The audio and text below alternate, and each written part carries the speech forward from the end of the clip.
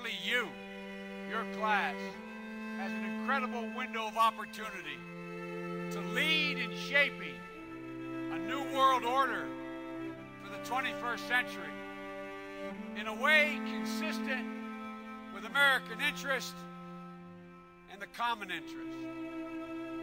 Democracies throughout history claim to share their roots in common principles associated with freedom and liberty. With this promise, nations like the United States use federal power to define what constitutes freedom, while maintaining the illusion that such freedom exists in its current form. This evolution of federal power eventually manifests into modern socialist states that continue to advertise their brand of democracy against that of similar nations. Over the past 300 years, our country has witnessed the infiltration of local state law with centralized government.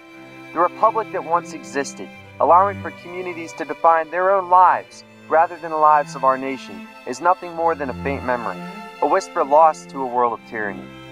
The United States government has grown beyond the control of its people, a self-manifesting system of power that creates the very conditions for charismatic leaders to gain control.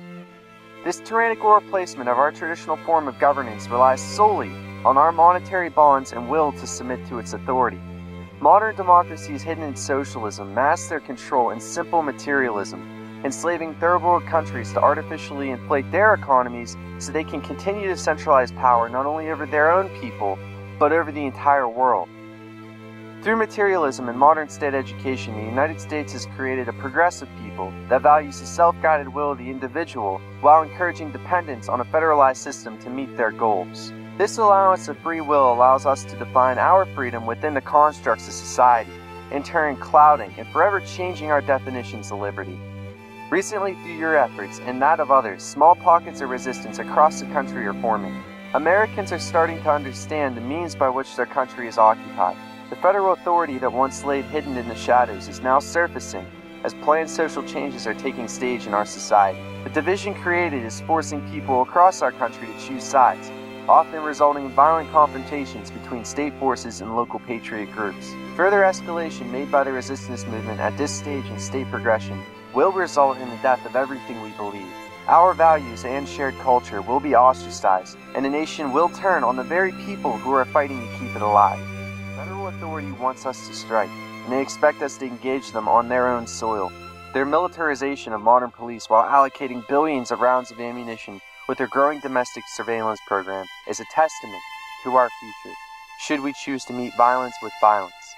Nearly every modern dictatorship is a direct result of military intervention against its people. We have allowed the conditions of tyranny to exist, and now that they're recognized, we call ourselves to arms because we're scared. The only way to reverse the progressive nature of this nation is through passive revolution. A successful resistance movement involves reversing the regime's created utopia with one inspired by the movement itself.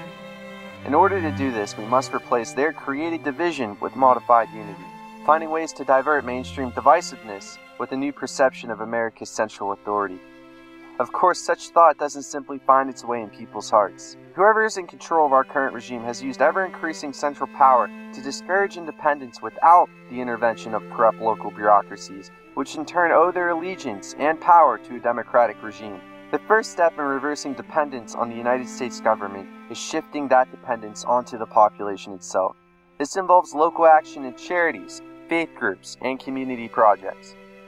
Encouraging people to stand together instead of standing alone, eventually allowing the seeds of passive resistance to take root.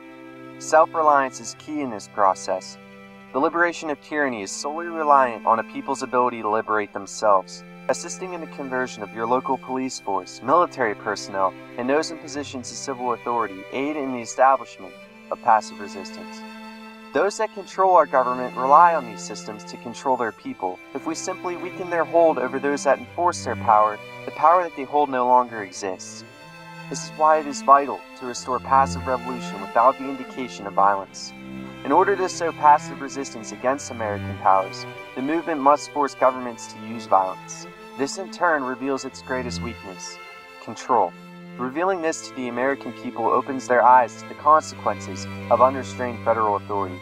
As we continue revealing the nature of our government, people will eventually refute individual power and join the collective movement. Of course, our government is already using this very tactic against us. showcasing militia groups and violent confrontations on national television, reversing what we fought so hard to create. Recently, reports started circulating that armed militia members near Bunkerville had taken up posts along the interstate, along I-15 and nearby State Route 170, wearing bulletproof vests and army fatigues and carrying loaded military-style weapons. Of America is a melting pot, and we used to say in the counterterrorism community, it's a slightly bizarre melting pot of extremist violence. These people who hold themselves out to be patriots are not.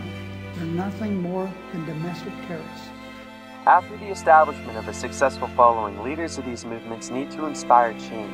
The United States government uses its resources to further secure its populace, using state-run television to control momentum and distract both the people and the puppet politicians that so naively believe in their control, all while investing in joint military operations in accordance with the UN and utilizing domestic drone operations on American soil.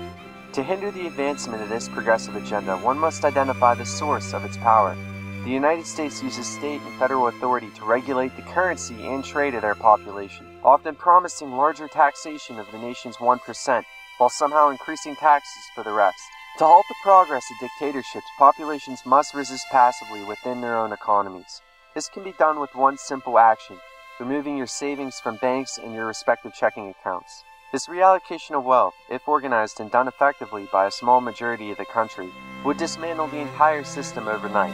The fastest way to overthrow government systems is to use their same economic coercion against them, shifting the balance of power back to its citizens. Using words, phrases, and symbols to unite these enlightened factions is of equal importance. Contrary to popular belief, a movement does not need a leader. A movement needs only to inspire the creation of leaders, united in a single purpose: to restore the Republic of the United States. Without your action and those of local governments, the indoctrination of successive generations will be so complete that there will be no one left to stop them. Changing the system does not involve replacing leadership in the national government, but creating new leadership in the systems it controls. A key concept in the removal of any regime is to never rely on the system to mend itself. Never place your confidence in the loudest voice. They who control populations, although charismatic and patriotic, hope only to further their own agenda and rise to leadership. The vocal portions of our central government are not the answer, but the eventual future of our federal system. This is the Firestorm movement, and that movement is you.